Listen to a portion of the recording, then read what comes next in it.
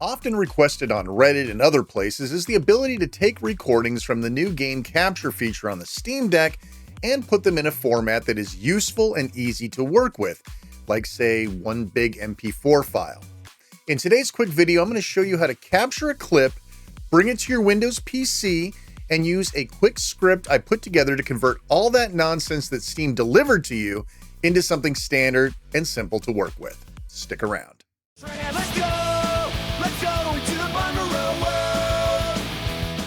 In today's tutorial, we'll be using a Windows PC to handle our conversion. I will be using SSHFS to grab all the files and move them to my PC where I will actually do the task. If you want an on-deck version of this tutorial, leave a comment down below. Before we get started, it's important to know there are multiple types of game recordings to be found on the Steam Deck. We are not going to cover them all today, but the knowledge you get from what we do cover could help you with the other types. The three types that I know of are background recordings, on-demand clips, and edited down clips, which may include playlists of clips. Background recordings are the giant contiguous captures that are constantly happening whether you want the video captured or not. These are the large just-in-case recordings, and these will probably work with today's tutorials. On-demand clips are those that you specifically want to capture, and you do so with a manual stop and manual start of the recording.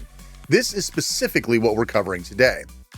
Finally, you have clips you have chopped out of background recordings. These individual clips will probably convert fine, but apparently you can join them together with playlists or something, and that will probably not work here.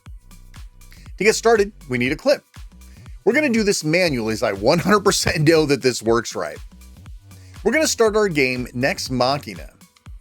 Currently, I have game recording turned off. I do not want my SSD constantly written to every time I'm playing a game. When I want to start recording, I'll go into the settings and turn it on, meaning I can now use Steam plus A to start and stop the recording. One thing you may not know is that even when you're not wanting to capture, as long as that game runs, it will continue to write to your SSD, even if you stop the recording. I hate that. So we've let this capture for a bit. Now we'll force the recording to stop. Shame it's still capturing even though I stopped it.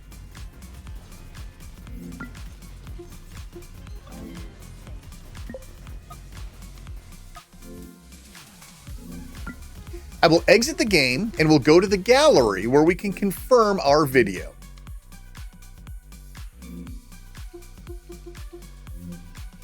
It is there. Perfect.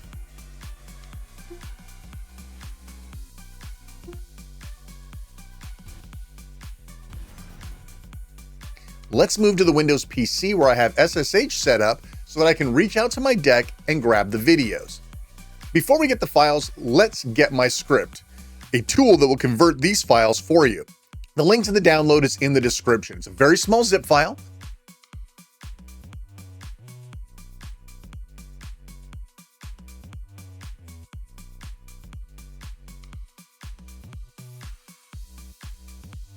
We'll extract the zip file, and there are three files inside: my batch file script, a README, and the FFmpeg executable needed to join audio and video files. Now we'll use SSHFS to go ahead and get those files. Navigate to this location.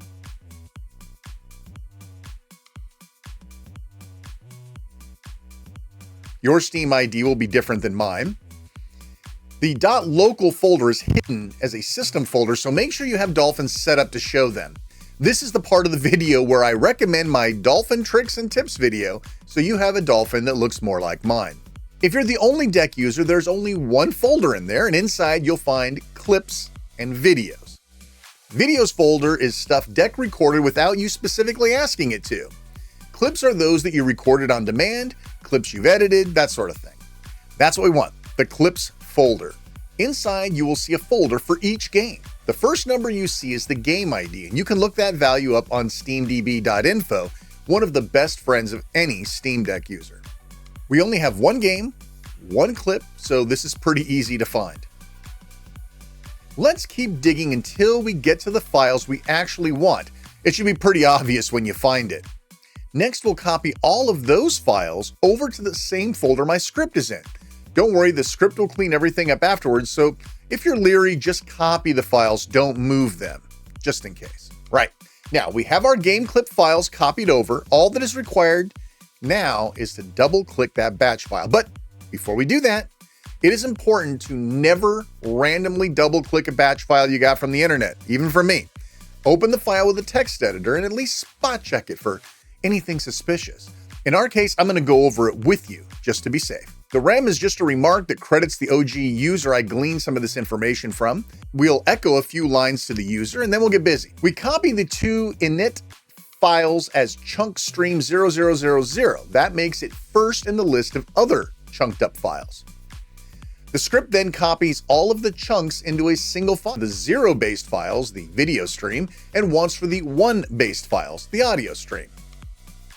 Once those two files are created, they must be merged. Since we can't do that with a DOS command, we'll have to use ffmpeg command line tool to do that for us. And finally, of course, we clean up all the mess. Now we can run the batch file with some confidence, knowing what's going on under the hood. Depending on how long your recording was, now this could take a little bit of time, so be patient if it doesn't immediately take care of it for you. When all is said and done, you will have the original script files along with a single MP4 file called finalvideo.mp4. And that's it. That is industry standard, easy to use file that you can share, upload, edit, and work with.